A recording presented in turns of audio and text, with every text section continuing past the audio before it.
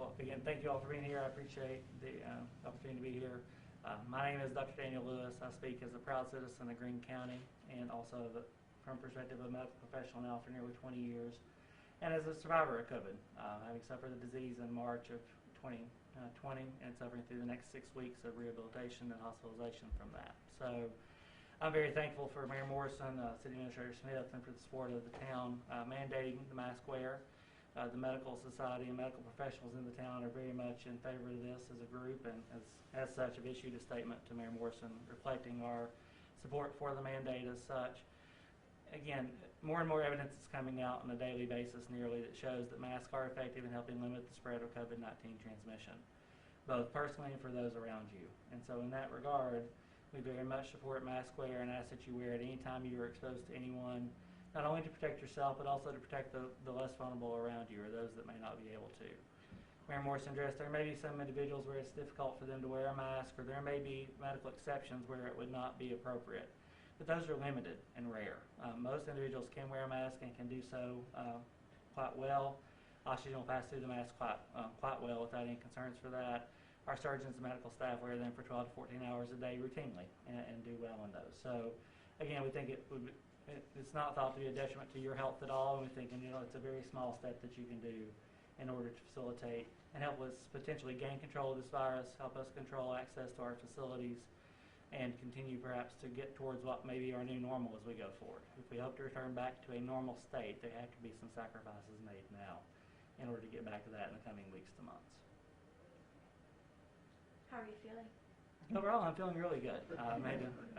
In general, I've been very blessed. God's been very good to me. I've made a great recovery. There are individuals that suffer from this disease that have long-standing and still long-acting effects, and I do have some effects, but they're relatively mild, and I continue to make progress every day. So I'm very thankful for that.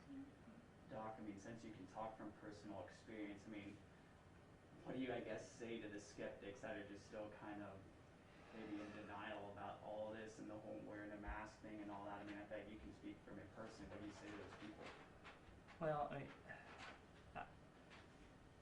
it's hard to really address that because to me it is so personal, and it absolutely is not a fake or a virus. I've had allegations of being paid by the government, all kinds of things for the statements I've made, but it is very much a personal issue for me, and it's one that affected I and my family greatly for nearly 3 months of my life. I was a relatively healthy and thankfully remain a relatively healthy man, had very few health concerns before this started in my mid-40s, and yet it nearly crippled me for 6 weeks and nearly took my life. It's a political virus. I've known Republicans, Democrats, Independents, and all shades in between that have suffered from this virus. I don't think it's a political issue at all. I understand that there may be politicalization of it given our current time, the election setting, but it's not a political virus. It's a virus that can affect certainly the elderly and the children. Those are very significant. We've had children be hospitalized and be very ill. I've had friends that have children hospitalized for a period of months.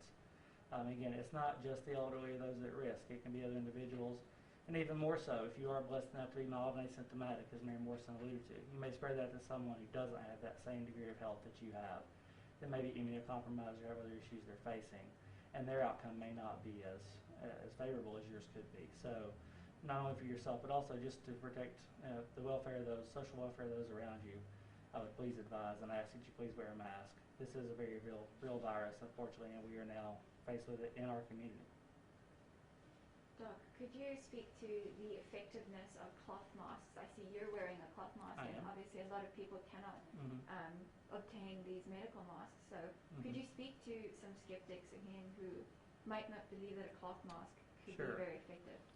And again, in medicine, we try to do most everything based on evidence, and we haven't really been faced with a situation where we've been asked in the past, hey, in this country we've not routinely worn masks in general, whereas maybe in some far Asian countries or far Eastern countries they have.